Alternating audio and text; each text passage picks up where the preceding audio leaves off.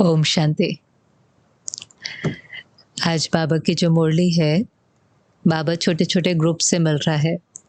पहले मधुबन निवासी हैं, फिर हॉस्पिटल वाले हैं, फिर सेवाधारी हैं। तो सन्मुख छोटे-छोटे ग्रुप से मिल रहा है।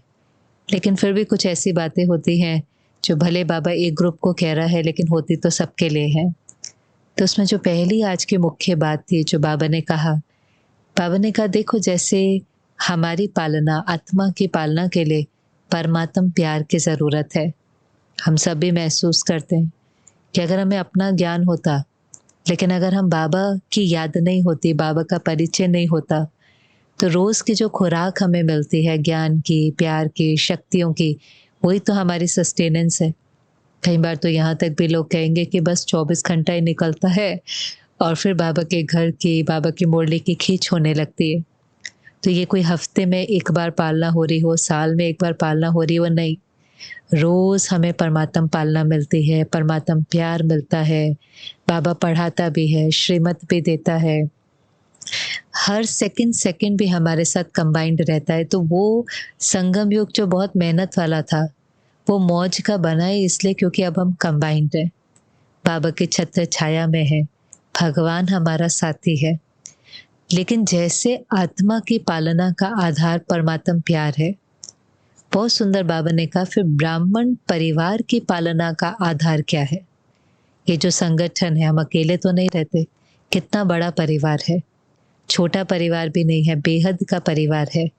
तो जो बेहद का ब्राह्मण परिवार है और सब अलग अलग, भिन्न भिन्न आत्माएं हैं, भिन्न भिन्न संस्कार, भिन्न भिन्न स्वभाव, हर एक की कार्मिक स्टोरी अपनी है, अनुभव अपने हैं, लेकिन फिर बाबा कहता है कि सबको मिलकर रहना है, संस्कारों की रास करनी है। माला तभी अच्छी लगती है जब दाना दाना दाने से मिलता है। एक दाना भी अगर टूट जाए तो माला अच्छी नहीं लगती। तो इस ब्राह्मण संगठन का जो आधार है, वो है आत्मिक प्यार। आत्मा की सस्टेनेंस का आधार है परमात्म प्यार, लेकिन आपस में चाहिए आत्मिक प्यार।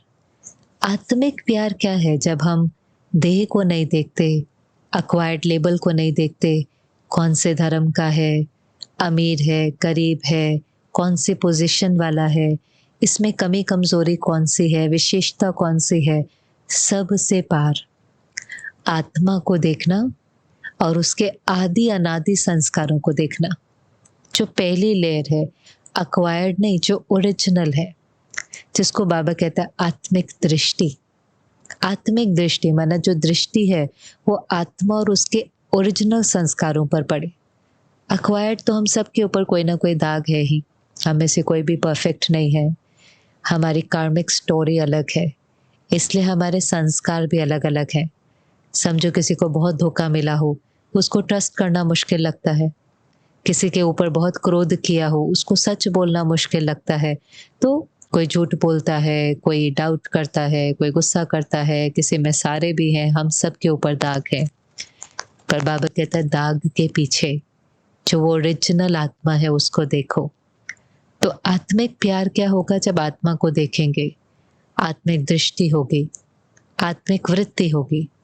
हमारी वृत्ति में हर आत्मा की कमियां ना हो, लेकिन उनकी विशेषता हो, उनके प्रति हमारी भावना शुभ हो, हमारी भावना में रहम हो। तो आत्मिक वृत्ति है, आत्मिक दृष्टि है, संबंध संपर्क कर्म करते भी आत्मा के नाते से आते हैं। कोई अटैचमेंट नहीं है, लेकिन न्यारा प्यारा है, हर एक को सहयोग देते, हर एक को आधार, किसी का आधार भी नहीं बना रहे, हम सब निराधार हैं, लेकिन फिर भी एक दूसरे को सहयोग तो देना ही है। तो ये जो प्यार है, यही बाबा ने का संगठन को मजबूत भी बनाएगा और यही औरों की नेचर परिवर्तन करने में भी मदद करेगा।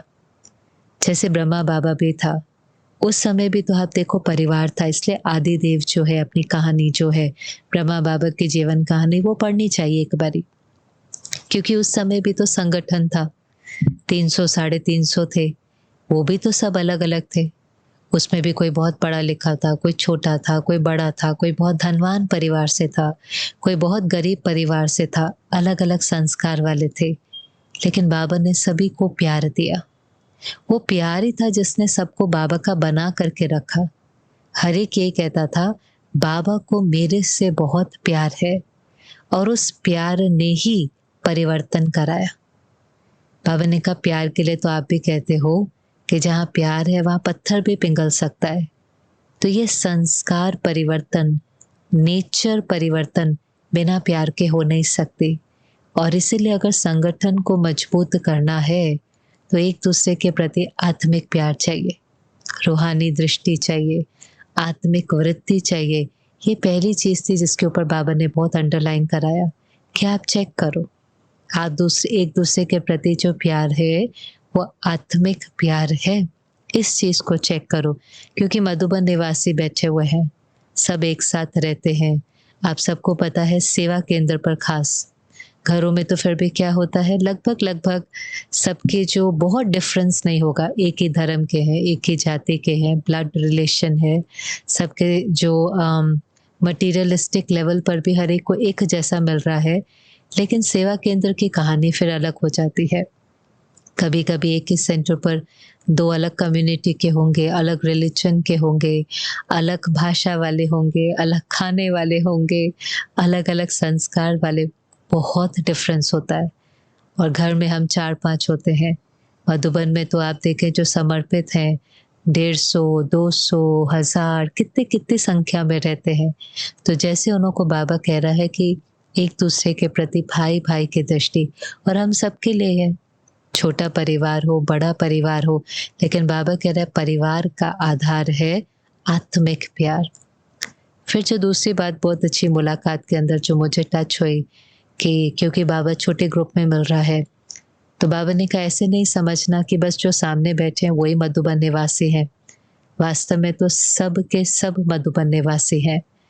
सबका जो परमानेंट घर है वो तो मधुबन ही है। भले सब सेवा स्थान पर सेवाओं के लिए जाते हैं, लेकिन हर एक का जो परमानेंट घर है, हर एक क्या कहता है, मेरा घर मधुबन है। और बाबा के सामने थोड़े होते हैं, लेकिन बाबा हमेशा कहता है कि सामने बैठे हैं तो अच्छे से नजर आ रहे हैं, लेकिन दूर होते हुए भी दिल में तो सब है। तो ये भी एक छोटी छोटी बातों से भी जैसे बाबा का प्यार हर एक को पहुंचता है। आज की जो मुरली है वो खास पढ़ने में बहुत अच्छा लगता है। भगवान का जो प्यार है वो बहुत डायरेक्ट महसूस होता है।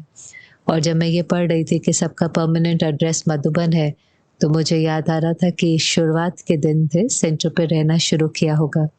और सेंटर पर रहने के बाद पहली बार जब मधुबन गए, तो जो निमित्त बहन है वो मुझे गुलजार दादी से मिला रही थी, और वो दादी को सुना रही थी कि दादी ये फलाने फलाने शहर से है, लौकिक में ये हैं, अभी यहाँ पर रह कर के सेवा कर रही है, इधर रहती है। उसने सारा परिचय दिया। दादी जी ने बहुत शांति से सारा सुना, और सुन कर के बस एक ही लाइन कही, अब तो मधुबन निवासी हो गई ना। भले लौकिक जन्म कहीं भी था, पढ़ाई कहीं भी थी, और सेवा स्थान कोई भी है, लेकिन अब तो मधुबन निवासी हो गई ना। वो थी आत्मिक दृष्टि। सब लेबल सुनते हुए भी दादी को भी स्मृति थी, और वो स्मृति भी दिलाई कि सदा ये नशा रहे कि हम मधुबन निवासी हैं, हमारा परमानेंट घर मधुबन है। पर हाँ, ये वंडरफुल बात अलग है। एक बार चार्ली भाई भी एक क्लास में कह रहे थे कि फिर विदेशी कई बार बाबा को कहते थे, बाबा हम 14 दिन घर में रहते हैं, क्योंकि 2 हफ्तों के लिए विदेशी कई बार आते हैं ना, 2 वीक्स के लिए मधुबन में आते हैं। तो कहा, बाबा हम 2 हफ्ते घर में रहते हैं, और बाकी 11 महीने 2 हफ्ते ऑफिस में रहते हैं, क्योंकि वो सेवा स्थान है। तो ऐसा तो कोई नहीं होता जो 2 हफ्ते ही घर में रहे। पर ये बाबा बुद्धि की बात है, और नशा चढ़ाता है कि आपकी बुद्धि मधुबन से जुड़ी रहे। आप कहीं पर भी हैं वहाँ न्यारे प्यारे होकर निमित्त भाव से अपनी सेवाएं जरूर दें, लेकिन बुद्धि कहीं पर भी फंसे नहीं। वहाँ रहते हुए भी उपराम, मधुबन हमारा यहाँ का परमानेंट एड्रेस है, और वैसे तो आत्मा का घर है ही शांति धाम, घर वापस जाना है। फिर बाबा ने जो तीसरी बात बहुत अच्छी आज की मुरली में पक्की कराई, कि बाबा अभी चाहता है कि हर एक लव और लॉ का बैलेंस रखे, क्योंकि जिम्मेवार भी होते हैं बाबा के सामने। तो जो जिम्मेवार होते हैं उनको लॉ याद भी दिलाना पड़ता है। ब्राह्मण जीवन की भी मर्यादाएं हैं। आप किसी इंस्टीट्यूशन, ऑर्गेनाइजेशन में रहते हैं, कुछ डिसिप्लिन होता है, कुछ मर्यादाएँ, कुछ लॉज़ होते हैं। पर बाबा ने कहा लॉ के साथ लव ज़रूर हो और लॉ सुनाते समय भी लव की महसूसता हो। आप किसी को कोई मर्यादा याद भी दिला रहे हो, कोई शिक्षा भी दे रहे हो, किसी बात पर उनका ध्यान भी खिंचवा रहे हो, लेकिन उनको महसूसता प्यार की जाए। माना हम किसी की गलती या कमज़ोरी को देख कर के अगर डिस्टर्ब हो जाते हैं और फिर उनको लॉ याद दिलाते हैं, तो उनको वो प्यार की भासना नहीं जाती। लेकिन हमारा आत्मिक प्यार कम नहीं हो। हमें पता है उनसे कोई भूल हुई भी है, हमें कोई लॉ किसी को याद भी दिलाना है, स्मृति भी दिलानी है, लेकिन अंदर में उस आत्मा के प्रति प्यार है, सम्मान है, एक्सेप्टेंस है। जो अंदर की फीलिंग होती है ना, वो आत्मा तक पहुँचती है। फिर जब आप उसको थोड़ी-सी शिक्षा देते हो, तो बाबा ने कहा कि शिक्षा के साथ सहयोग दो। एडवाइस देना बहुत ईज़ी है। आज कोई भी हमसे कुछ पूछने आता है, हमें एडवाइस देने में 30 सेकंड भी नहीं लगते। शायद अपने लिए कोई एडवाइस देनी हो, डिसीजन लेना बहुत समय लग जाता है। लेकिन दूसरे को एडवाइस देना, डिसीजन देना बहुत ईज़ी लगता है। एक तो हम न्यारे भी होते हैं, तो न्यारे होकर के कोई भी डिसीजन लेना ईज़ी है। पर बाबा ने कहा सिर्फ शिक्षा नहीं दो, सिर्फ राय नहीं दो, उसके साथ सहयोग दो। एम्पावर करो ना उन्हों को, नहीं तो वो शिक्षा को धारण कैसे करेंगे? इसीलिए लव भी चाहिए, लॉ भी चाहिए। प्रकाश मणि दादी तो बहुत सुंदर कहती थी, जब दादी को कहते थे ना, दादी आप लव और लॉ का बैलेंस कैसे रखते हो? तो दादी कहती थी, अपने लिए लॉ, मैं खुद को लॉ से चलाती हूँ। बाबा की हर धारणाओं के प्रति बहुत लॉफुल हूँ, लेकिन दूसरे के लिए लव। जबकि दादी एडमिनिस्ट्रेटिव हेड थी, अनेकों को चलाना, अनेकों को गाइड करना, लेकिन दादी ने ये संस्कार पक्का किया हुआ था कि कुछ इशारा भी देना है, कुछ कहना भी है तो प्यार से। क्योंकि बाबा ने कहा देखो आत्माएं बहुत कमज़ोर हैं और कमज़ोर होने के कारण अगर आपने सिर्फ लॉ यूज़ किया, थोड़ी सी स्ट्रॉन्ग भाषा यूज़ करी, दिल शिकस्त हो जाते हैं। दिल शिकस्त होकर के कई बार चले भी जाते हैं। हम किसी के जाने के निमित्त नहीं बने। हमें ये समझना होगा कि सब नंबरवार हैं। हमें ये भी समझना होगा कि हर एक का अंतिम जन्म है। अंतिम जन्म होने के कारण आत्मा की बैटरी बहुत कम है और कम होने के कारण बिल्कुल ऐसे जैसे वो छोई मोई का फूल होता है।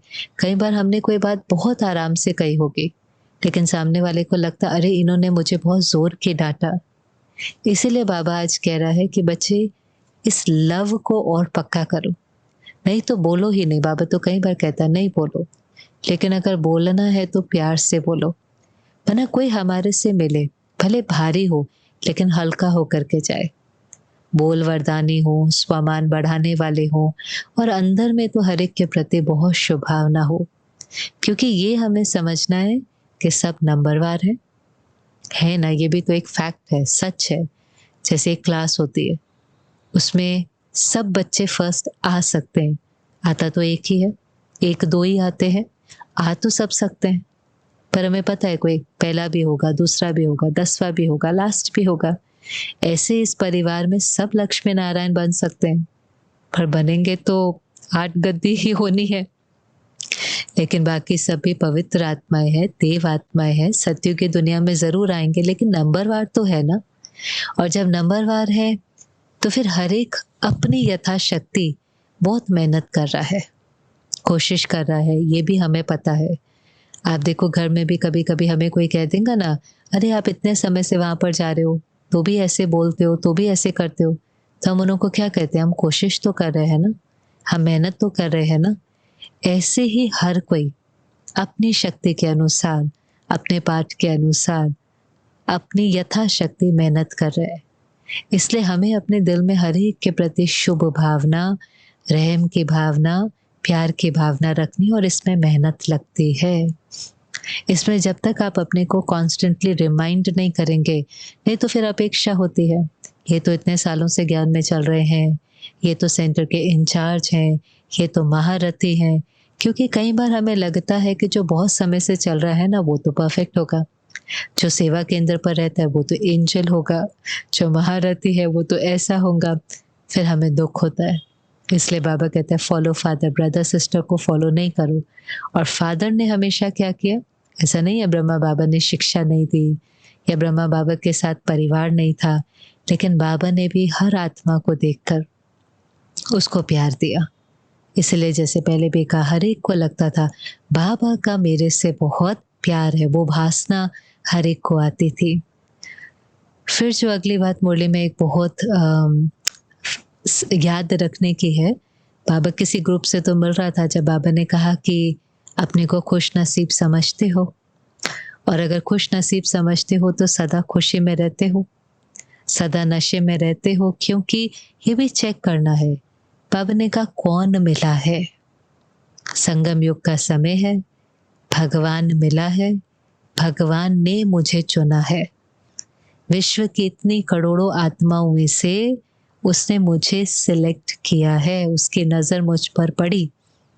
कुछ तो होगा ना हमारे अंदर, बहुत सारी कमी कमजोरी होंगी, कोई तो क्वालिटी होगी, कोई तो विशेषता होगी। जब मैं भगवान को पसंद आ गई तो इस भाग्य के कितने नशे और खुशी में रहना चाहिए। कोई साधारण भी है, कोई अनपढ़ भी है, कोई भोला भी है, भगवान को तो पसंद आ गया। और इसीलिए बाबा ने कहा आपको नशा रहता है, वाह मेरा श्रेष्ठ भाग्य, वाह बाबा वाह के गीत गाते हो। वरना जितना भगवान याद रहे उतना अपना भाग्य भी याद रहे। भगवान मिला है तो मेरा भाग्य बहुत श्रेष्ठ है। और जब मैं ये लाइन पढ़ी थी तो मुझे याद आ रहा था साकार के दिनों में जानकी दादी ने एक बार सुनाया था कि कैसे बाबा कभी कभी किसी किसी को अपने बंगले में ले जाता था। ये सब कन्याएं कुमारियां एक साथ रहती थी। तो उस दिन बाबा ने जानकी दादी को कहा तुम चलेंगी? तो कहा मुझे तो बहुत खुशी हुई। तो रात भर बाबा के साथ रहे। अगले दिन बाबा ने मुरली चलाई, वो भी सुनी। और उसके बाद कहा कि मैं बाबा के बंगले के सामने ही सागर था, वहां खड़े होकर के सागर के किनारे देख रही थी सागर को। और तभी पीछे से बाबा आया और जैसे बाबा ने कहा बच्ची क्या कर रही हो? और दादी बहुत गहरी सोच में थी और बाबा तो समझ गया। तो दादी को ऐसा लग रहा था कि मैं क्या सेवा करेंगी, मेरे में तो कोई विशेषता नहीं है, मुझे तो कोई भाषा भी ठीक से बोलनी नहीं आती है, मैं तो बहुत लौकिक में पढ़ी लिखी भी नहीं हूँ, मैं क्या सेवा करूंगी? तब बाबा ने उनको उस समय कहा बच्ची जब आप बोलेंगे ना तो बड़ों बड़ों का गला घुट जाएगा। मना ये देखो साकार की बात। और फिर तो हमने वो सीन भी देखे कि जब दादी ने विदेश की सेवाएं शुरू करी तो जो भी गुलाबी भाषा थी, लेकिन भावना थी ना, भगवान के प्रति प्यार था, भावना थी, तो उससे क्या सेवा हुई। एक देश नहीं लेकिन अनेक देशों की सेवा करने के निमित्त दादी बनी। तब बाबा ने उनको कहा था कि सदा याद रखना आपका भाग्य और भविष्य दोनों भगवान के हाथ में है। आपका फॉर्च्यून और आपका फ्यूचर दोनों भगवान के हाथ में है। तो ये हमें भी स्मृति में रखना है कि एक तो भगवान ने हमें चुना, हम उसकी श्रीमत पर चल रहे हैं, हमारे से श्रेष्ठ भाग्य और किसी का नहीं है। हम जितना चाहें अपना श्रेष्ठ भाग्य बना सकते हैं। तो उस खुशी में रहना, उस मौज में रहना, उस नशे में रहना। और संगम युग का बाबा ने कहा हर सेकंड सफल करना। ये समय थोड़ी ना लौट करके आएगा। हम ऐसे मूंझते मूंझते व्यर्थ में, विकल्पों में और माया की दुनिया में समय बिता दें। बाबा ने कहा ये समय लौट कर नहीं आएगा। जितना जमा करना है, जितनी कमाई करनी है अभी कर सकते हो, क्योंकि हर एक को ब्राह्मण जन्म होते ही कोई ना कोई विशेषता वरदान के रूप में मिलती ही है। ये तो पीछे भी मुरली चली थी, हर ब्राह्मण को जन्म होते ही कोई ना कोई विशेषता मिलती ही है। और फिर बाबा ने कहा था और आज भी कहा, लेकिन ये हमेशा याद रखना कि ये विशेषता परमात्म देन है, उसको कार्य में लगाओ। और ये भी अपने से पूछना होता है, आपको बहुत क्लियर टचिंग आएंगे कि ये परमात्म देन है। ये विशेषता हमारे पास थी नहीं, चाहे वो अच्छा कोर्स कराने की है, ज्ञान सुनाने की है, शक्तियों से किसी की सेवा करने की है, केवल अपनी स्थिति से किसी को सहयोग देने की है, भोजन बनाने की, टोली बनाने की, कोई भी हो सकती है। लेकिन कोई विशेषता ऐसी होती है, कोई स्पेशलिटी ऐसी होती है, इतनी क्लियर होती है कि ये तो मुझे बाबा से ही मिली है। एक स्टेबल रहना भी, सहनशीलता भी क्वालिटी है ना। पहले हम इतने सेंसिटिव होते हैं, छोटी-छोटी बातों में अपसेट हो जाते हैं। अब अगर परिवार का कोई कहता है कि ये तो हमारे परिवार में रॉक की तरह है, ये नहीं कभी हिलते, बड़ी-बड़ी बातें होती हैं, ये स्थिर रहते हैं। इनको देखकर हमें बहुत हिम्मत मिलती है, इनको देखकर हमें बहुत शक्ति मिलती है। ये यही कहते हैं कि सब कुछ ठीक हो जाएगा, कुछ है ही नहीं ना, सब ठीक है, सब ठीक है। तो अगर ये भी हमारी स्थिति है, तो ये भी तो बाबा का बनने के बाद मिली। आज वो सहनशीलता भी है, समाने की शक्ति भी है, सहयोग देने की शक्ति भी है, पर स्पेशलिटी विशेषता मिली तो बाबा से ना। तो कभी भी उसका अभिमान नहीं आए, हाँ मैं बहुत सहनशील हूँ, नहीं, बाबा ने मुझे बहुत सहनशील बना दिया। मैं तो बहुत कमज़ोर थी, छोटी-छोटी बातों में घबरा जाती थी। बाबा के ज्ञान ने, बाबा के प्यार ने, बाबा की शक्तियों ने मुझे सहनशील बना दिया। तो ये भी जो है स्पेशलिटी, बाबा ने कहा उसको यूज़ करो। जितना आप उसको लगाएँगे उसकी वृद्धि होगी, माना वो इंक्रीज़ होगी। जो चीज़ आप कार्य में लगाएँगे वो बढ़ती चली जाएँगी। और इसलिए बाबा ने कहा जो विशेषताएँ हैं, ये ऐसे हैं जैसे प्रभु प्रसाद। अब जब प्रसाद होता है, तो हम कभी भी नहीं कहते ये मेरा प्रसाद है। हम कहते प्रभु प्रसाद है, थोड़ा-सा भी होगा तो वो सबके साथ बाँट करके खाएँगे। ऐसे बाबा ने कहा ये भी बाँटो। जो भी आपकी विशेषता है, ज्ञान को, शक्तियों को, गुणों को, जो है उसको बाँटो। और बाँटने में फ़राक दिल बनो। थोड़ा-थोड़ा नहीं बाँटो, बड़ी दिल से बाँटो। व्यर्थ में इकोनॉमी करो, लेकिन दाता के बच्चे हो, कुछ अपना थोड़ी ना दे रहे हो। बाबा से लेना है और औरों को देना है। सागर से लेना है और नदी बनकर देना है। और सागर जब खुटता ही नहीं है, जब थोड़ा होता है तो होता अच्छा मैंने अपना दे दिया तो मेरे पास क्या रह जाएगा। लेकिन जब मैं अपना थोड़ी ना दे रहा हूँ, मैं तो बीच में केवल मीडियम हूँ। बाबा से लेना है, औरों को देना है। तो बाबा ने कहा ऐसे महादानी, वरदानी, दाता बने हो, बड़ी दिल से दो। कभी मूड तो नहीं ऑफ होती, क्योंकि देने के लिए भी तो हमारी मूड सदा श्रेष्ठ होनी चाहिए। खुश नसीब हैं तो सदा खुश रहते हैं, क्योंकि बाबा ने कहा देखो बाबा की मूड तो कभी ऑफ नहीं होती। तो अगर बाप समान बनना है तो हमारी भी मूड कभी ऑफ नहीं हो सकती। आज मंदिर में भी जो हमारी मूर्तियां हैं, देवियों की मूर्ति है, जड़ हैं तो भी तो सदा देते रहते हैं। ऐसे थोड़ी ना आज मंदिर में पहुंचे और पुजारी कहे आज ना देवी का मूड नहीं है, ऐसा तो नहीं होता। तो वो जब जड़ में भी सदा देते रहते हैं तो बाबा ने कहा आपको भी देना है। और लेने की इच्छा क्यों रखते हो? जिनसे ले रहे हो बेचारों के पास है ही क्या? उनों के पास क्या है? अशांति और दुख है तो वही तो देंगे ना। ये भी तो कितनी गहरी समझने की बातें हैं। हम एक्सपेक्ट तो कर लेते हैं। ये तो ऐसे कि जैसे कोई बैंकरप्ट है और हम कहें हमें आपसे ही लोन लेना है, कैसे मिलेगा? दूसरा भी देखकर कहेगा इस पर जरा तो रहम करो, ये तो पहले ही कंगाल है, आप ही इसको कुछ दे दो। तो हम जिन्हों से मांगते हैं कि हमें सम्मान दे, प्यार दे, हमें स्वीकार करें, तो बाबा ने कहा अरे उनों के पास है क्या? बेचारे खुद दुखी हैं, खुद अशांत हैं, खुद रॉयल भिखारी हैं, खुद इन चीजों को मांग रहे हैं। आप अधिकारी हो, बाबा ने आपको सारा वर्षा दिया है, अधिकारी बनाया है, आप जितना चाहे उन्हों को दे सकते हो। तो दाता बनकर, देवता बनकर, मांगने वाले नहीं। अभी दिवाली आ रही है ना, तो दिवाली पर हम सब क्या करते हैं? दिया जलाएंगे। तो दिया जलाने का मतलब क्या है? दिया देना, वो है दिया जलाना। मिट्टी का दिया होता है, उसमें ज्योत जलाते हैं। आत्मा की ज्योत जल गई, आत्मा को परमात्मा मिल गया, परमात्म प्यार, परमात्म शक्ति, परमात्म गुण, सारे अविनाशी खजाने मिल गए। अब वो दिया को अपने दिए से और दिए जलाने, जो हमें मिलना है वो उनको देना है। बाबा ने कहा बेचारी बहुत प्यासी हैं, निस्वार्थ प्यार तो आप ही को ही मिला है, दुनिया को तो पता भी नहीं है निस्वार्थ प्यार क्या होता है।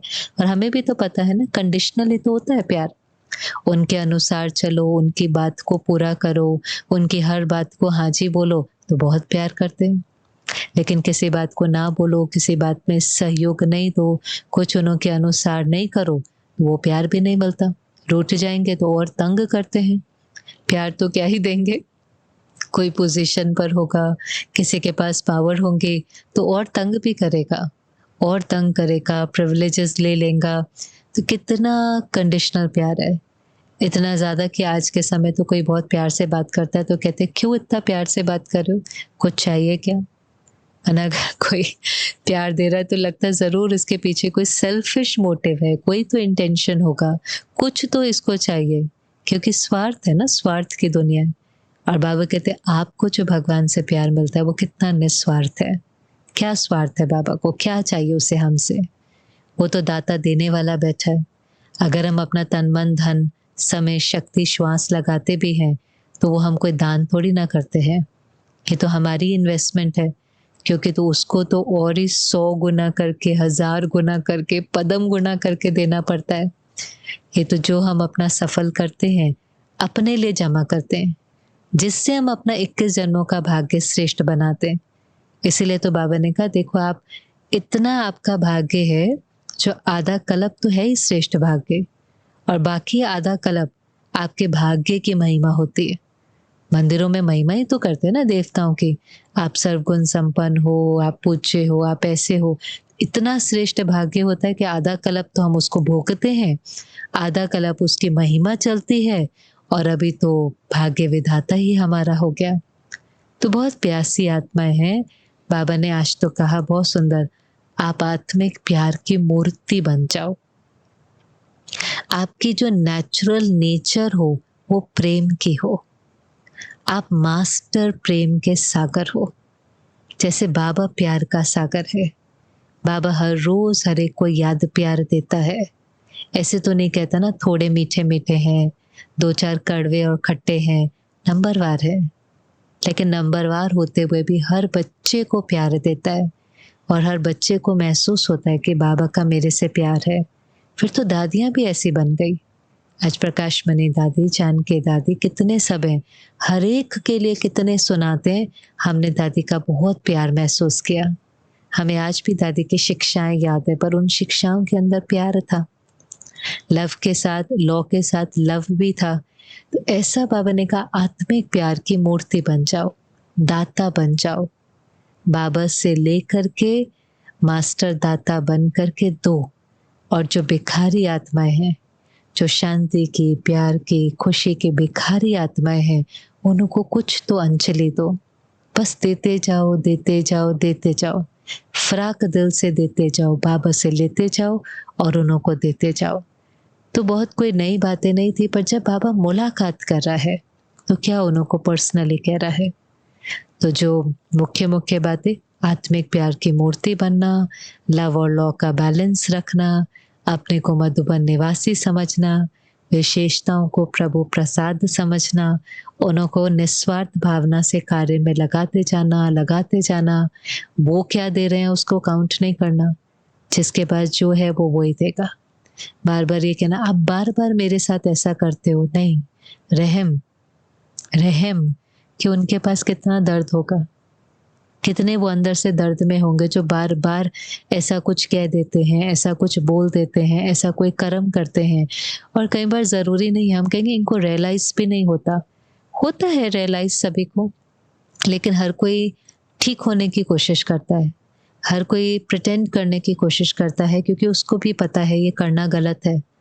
तो कई बार हम अपने ही उस संस्कार को दबाने की कोशिश करते हैं, या जस्टिफाई करने की कोशिश करते हैं कि नहीं ये तो करना ज़रूरी था, उस समय क्रोध करना ज़रूरी था, उनका व्यवहार ही मेरे साथ ऐसा था, इसलिए ये निर्णय लेना तो ज़रूरी था। मैंने कोई अन्याय नहीं किया, मैंने इनके साथ कोई इनजस्टिस नहीं किया, मैंने अपनी पावर को मिसयूज़ नहीं किया, पर उस समय ये करना तो ज़रूरी था। कई बार, जिसको चार्ली भाई भी बहुत सुंदर एक क्लास में कहते थे, ब्लाइंड स्पॉट हो जाता है, दिखाई नहीं देता ना। हम बनना परफेक्ट चाहते हैं, लेकिन परफेक्ट बनने के लिए हमें अपनी कमी कमज़ोरियों को अच्छे से देखना भी पड़ेगा। कई बार जब हम नहीं देखना चाहते हैं, तो हम उसको दबा लेते हैं और अपने को ही कहते हैं, नहीं मैं बहुत स्वमान में हूँ, ये मेरा रोल है, ऐसे डिसीजन लेना ज़रूरी है। हम हमें भी पता नहीं चलता, एक्चुअली वो किसी की कोई भूल नहीं है, वो गलती नहीं है, हमें भी वो चीज़ रियलाइज़ नहीं होती। पर बाबा इसीलिए तो कई बार मुरली में कहता है, अंतर्मुखी होकर अपने चार्ट को अच्छे से चेक करो। अपनी सूक्ष्म-सूक्ष्म कमी कमज़ोरियों को भी चेक करो, उसको परिवर्तन करो। किसी को ब्लेम करने के बजाय अपने अंदर चेक करो कि मुझे कहाँ परिवर्तन लाने की ज़रूरत है। तो वो चीज़ जो बाबा ने कहा कि बच्चे बाबा से लेना है और सभी को देना है और किसी से अपेक्षा नहीं रखनी। वो कितनी बार भी गाली दें, कितनी बार भी दुःख दें, पर हमारे दिल में भी उनके प्रति शुभ भावना कम नहीं होनी चाहिए। शुभ भावना ऐसी है जो असंभव को संभव कर सकती है, बस बाबा कहते हैं बीच में वाय नहीं आए। हम किसी को भी परिवर्तन कर सकते हैं। जब अपनी नेचर को कर सकते हैं, प्रकृति को कर सकते हैं, तो औरों की भी नेचर को कर सकते हैं।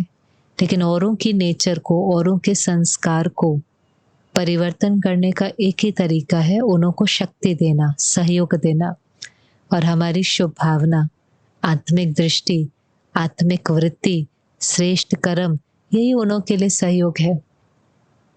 उनकी बातों को पकड़ना नहीं, रिपीट नहीं करना, दिल में समाना नहीं, लेट गो कर देना, छोटी-छोटी बातों को फॉरगेट कर देना, बाबा के प्यार में समाये रहना। अंदर में रोज़ अपने को याद दिलाना चाहिए, मुझे किसी से कुछ भी नहीं चाहिए। मैं अभी अधिकारी हूँ। बाबा मिला, सब कुछ मिला। बाबा से लेना है, सबको देना है। भूल जाएँ फिर स्मृति दिलाएँ। भूल जाएँगे तो फिर दुखी होंगे। जब दुखी हों फिर अपने को स्मृति दिलाएँ कि हर कोई अपना पार्ट बजा रहा है। मुझे उनसे लेने के बजाय उन्हों को दिया बनकर, मैं इस घर का दिया हूँ। मुझे इस घर का दिया बनकर के सबको देना है। और लास्ट छोटी सी मुलाकात बाबा के सेवाधारियों से थी जो मधुबन आए होते हैं। तो बाबा ने कहा डबल सेवा करो। तन से तो कर ही रहे होते हैं सभी, ना कोई भंडारे में है, कोई लिफ्ट में है, कोई सब्जी काट रहा है। बाबा ने कहा इतना अच्छा वायुमंडल बनता है कि आने वाले भी सब बहुत भर कर जाते हैं और बहुत दुआएं देकर जाते हैं। लेकिन तन के साथ साथ मन की सेवा भी करो, मनसा सेवा भी करो, बाबा को याद करो। याद और सेवा का डबल लॉक लगाओ। ये नहीं सेवा करी फिर फ्री हो गए, फिर इधर उधर की बातों में चले गए, तो फिर की कमाई भी कई बार छट हो जाती है। तो मनसा से बाबा को याद करो, वाचा से बाबा कहते वाणी का दान करो। चलो अगर हमारी कर्मना सेवा का पाठ है तो कर्मना से गुणों का दान करो। सेवा भी जब करते हैं ना, उसमें दान होना चाहिए। सेवा बस ऐसा नहीं है कि चलो मुझे बाबा ने कहा सेवा करनी है तो मैंने काम पूरा किया। वो काम नहीं है, वो कर्म योग है। और योग में किया हुआ कर्म बहुत स्वीट होता है। आप करके देखो, एक भोजन भी मुझे ये बाबा की याद में बनाना है। आप टमाटर भी काटो, सब्जी भी काटो, उसके अंदर एक रिदम होगा। एक होता है जल्दी जल्दी जल्दी जल्दी किया, पूरा किया। अच्छा, चाहे हम यही पूरा करें कि मैं पूरा करके योग में बैठूंगा, लेकिन वो भी तो योग है ना, कर्म भी तो योग है ना। और योग में किया हुआ कर्म ही गुणों की खुशबू फैलाएगा। कोई आएगा आपको कर्म करते हुए देखकर, बाबा ने कहा उसको साक्षात्कार हो जाएगा, क्योंकि आप बाबा की याद में कर रहे हो तो उसका इतना स्वीट वाइब्रेशन होगा कि कोई उस स्थान पर आएगा, कोई आपके संग में आएगा, आपका वाइब्रेशन ही उसको चार्ज कर देगा। ये होता है, सारा एनर्जी का ही तो खेल है। कभी कभी हम किसी ऐसी एनर्जी में जाते हैं, हम कहते हैं वहां जाकर ना मुझे बिल्कुल अच्छा नहीं लगा। हॉस्पिटल में गए, कहीं ऐसी जगह पर गए जहाँ बहुत हैवीनेस थी, एनर्जी बहुत हैवी थी, कहा मेरे को तो वहां जाकर के बहुत भारी लगा। ऐसे ही कोई हमारे संपर्क में आए, हमारे वायुमंडल में आए, हमारे संग में आए, हमने कुछ बोला नहीं और वो कहने बस आपके साथ सेवा करके मुझे अच्छा लगा, आपके साथ बैठ करके मुझे अच्छा लगा, आपके संग में रहने से मुझे अच्छा लगा, जिस कंपनी में रहने से भी मुझे बहुत अच्छा लगा। क्या अच्छा लग रहा है? वो एनर्जी उसको रेडिएट हो रही होती है, वो उसको शक्तिशाली बना रही होती है। तो बाबा ने कहा मनसा और तन की सेवा साथ साथ करो, और अगर सेवा सही करेंगे यथार्थ तो उसका प्रत्यक्ष फल है खुशी। बाबा की याद में करेंगे, प्यार से करेंगे, आराम से करेंगे, खुशी से करेंगे, देने के लिए करेंगे, सिर्फ पूरा करने के लिए नहीं करेंगे, लेकिन प्यार से करेंगे। अगर बाबा की याद में यथार्थ सेवा करेंगे तो प्रत्यक्ष फल थकावट नहीं होगी, लेकिन खुशी होगी। खुशी भी होगी और जिनकी सेवा करेंगे उनके दिल से दुआएं निकलेंगी, तो इमीडिएट रिजल्ट खुशी मिलेगी। और जो जमा का खाता है भविष्य के लिए दुआएं, और फिर दुआओं के लिए बाबा कहता है दुआएं असंभव को संभव कर देती हैं। दुआएं जितनी जितनी कमाएंगे वो आपके पुरुषार्थ को तीव्र करती हैं, वही हमारी विशेषताओं को भी बढ़ाती है। दुआएं माना वहां से पॉजिटिव एनर्जी आ रही है, वो एनर्जी हमारी कैपेसिटी को बढ़ा देती है। पहले हम इतना कर सकते थे, फिर इतना, फिर इतना, फिर इतना। इससे दादी हमेशा क्या कहती थी, मुझे सबकी दुआएं चला रही। बीमार भी होंगी ना तो कहेंगे इतना डॉक्टर का, बाकी तो बाबा की याद और परिवार की दुआएं ही हैं जो मुझे चला रही हैं। दुआओं का बल कहते हैं, दुआओं की शक्ति, दुआओं का बल, दुआओं का सहयोग। तो दुआएं जो है वो असंभव को संभव करती हैं, पुरुषार्थ को तीव्र करती हैं। और बाबा ने कहा स्वमान में रहो, चाहे झाड़ू भी लगा रहे हो लेकिन स्वमान की सीट पर सेट रहो। मैं विश्व की विशेष आत्मा हूँ, परमात्मा की पसंद हूँ। ये तो मेरा पाठ है ना, पाठ तो सारे अच्छे होते हैं और सारे जरूरी होते हैं। और यही तो वंडरफुल है कि हम कोई भी पाठ खुशी से बजा सके, चाहे, और ये करके देखना चाहिए, चाहे झाड़ू लगाने का है, बर्तन मांजने का है, कोई भी है, पाठ है। आपकी कर्मेंद्रियां ये कर रही हैं, फिर आपकी कर्मेंद्रियां ये कर रही हैं, फिर आपके मुख की कर्मेंद्रिय कुछ कर रही है, कभी मुख से ज्ञान सुना रहे हैं, कभी हाथों से खाना बना रहे हैं। है तो कुछ भी नहीं, ये तो सिर्फ हमारे मन का बैरियर है कि ये काम ऊंचा है, ये काम नीचा है, ये पाठ है तो कुछ भी नहीं। है तो क्या, कभी कोई कर्मेंद्री यूज हो रही है, न्यारे होकर देखो, कभी कोई कर्मेंद्री यूज हो रही है, कभी कोई यूज हो रही है। हमें जो भी कर्मेंद्री से जो पाठ बजाना है, प्यार से बजाना है। वो तो सिर्फ ऐसा हुआ कि कोई पाठ में ज्यादा महिमा हो गई, किसी पाठ में कम महिमा हो गई, किसी की ज्यादा वैल्यू हो गई, लेकिन वो तो फिर स्वमान की कमी है। जो हमें किसी से नाम मान शान चाहिए, अगर हमें नहीं चाहिए, अगर हम भरे हुए हैं तो हमारे लिए सब सेवा समान हो जाएंगे, क्योंकि हमें बाबा की याद में करना है। बाबा की याद में हम जो करेंगे, चाहे हम किसी को चाय का कप पे पकड़ा रहे हैं, चाहे हम किसी को थोड़ा सा सहयोग भी दे रहे हैं, कुछ भी कर रहे हैं, उससे पाठ से तो फर्क ही नहीं पड़ता। कोई भी माता, कोई भी भाई, कोई भी बाबा का बच्चा अगर सच्ची दिल से बाबा की याद में जो सेवा करता है वो जमा होता है। दुआओं का खाता उसी से ही जमा होता है। लेकिन बाबा ने कहा स्वमान में रह करके सेवा करो, नशे में रहो, मौज में रहो, रूहानी नशा हो। सेवा के लिए आए हो, आपका एक सेकंड भी व्यर्थ नहीं जाए, जमा करके जाओ, इतना जमा करके जाओ जो उस प्रारब्ध को आप भोगो। तो इसलिए ये भी कभी संकल्प नहीं होना चाहिए कि मुझे ये सेवा करनी है या ये सेवा करनी है। बाबा की सेवा है, याद में करनी। अटेंशन किस पर होना चाहिए, याद में करनी है, खुशी से करनी है, देने के लिए करनी है। अब देखो गुरुद्वारे आदि में कई बार देखते हैं कितने बड़े बड़े घरों के लोग होते हैं, लोगों की चप्पल उठा करके रख रहे हैं, झाड़ू लगा रहे हैं, कहते सेवा है, सेवा है। ऐसे ही हम कोई भी काम करें, चाहे अपने लौकिक घर, वो भी तो सेवा स्थान है, बाबा का घर वो भी सेवा स्थान है। कभी कभी बाबा के घर में सेवा करेंगे, कहेंगे थकावट नहीं होती, क्यों, अंदर में कॉन्शियसनेस होती है बाबा की सेवा कर रहे, बाबा की सेवा करें। घर में लगेगा कि तो हम घर वालों के लिए करते हैं, कोई हमारी वैल्यू नहीं करता, नहीं, वो भी बाबा का घर है, ये भी बाबा का घर है। वहां भी जो भोजन बना रहे हैं आप बाबा के लिए बनाओ ना, परिवार के लिए बनाओगे उसमें भी मोह आ जाएगा, अटैचमेंट होगी, एक्सपेक्टेशन होगी। परिवार के लिए क्यों, बाबा के लिए बना रहे हैं, उसके बाद बाबा के बच्चे खाएंगे। बाबा का घर हम साफ रख रहे हैं, बाबा के घर की सेवा कर रहे हैं। मेरा घर नहीं है, वो भी बाबा का घर है, लौकिक घर भी बाबा का घर है। ऐसे जब करेंगे तो एक एक कर्म, चाहे वो कितना भी साधारण है, वो श्रेष्ठ लगेगा और सबकी दुआएं मिलेंगी और वही हमारे पुरुषार्थ को तीव्र करेगा। तो ये कुछ एक बातें आज की मुरली से थी, धारणा की बातें जो हमें भी अपने अंदर धारण करनी है। जो बात आपको अच्छी लगी हो उसको स्मृति में रखें, उसको लिखें, औरों के साथ शेयर करें। बाबा कहता है शेयर करो, 4 को वो बात सुनाएंगे तो आपको भी पक्की हो जाएंगे। ऐसे करने से ज्ञान के बुद्धि में टपकता रहेगा, तो व्यर्थ से बिल्कुल फ्री हो जाएंगे। ओम शांति।